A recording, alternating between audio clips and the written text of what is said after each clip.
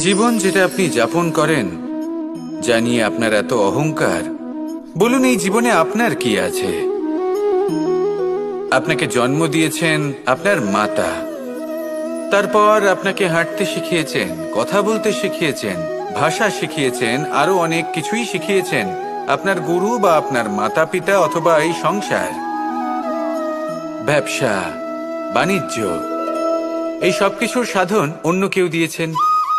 ধন অর্জন করার সাধনও অন্য কেউ দিয়েছেন।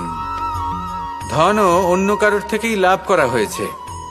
সম্মানটাও অন্য কোনো ব্যক্তি আপনাকে দিয়েছেন। জন্মের পর প্রথম স্নানও অন্য কারোর হাতে করতে হয়েছে। মৃত্যুর পরেও অন্তিম স্নানটাও অন্য কেউ করাবে। তাহলে এই সংসারে আপনার নিজের কি আছে? জীবন। শুধু এটাই আছে যেটা আপনার নিজের।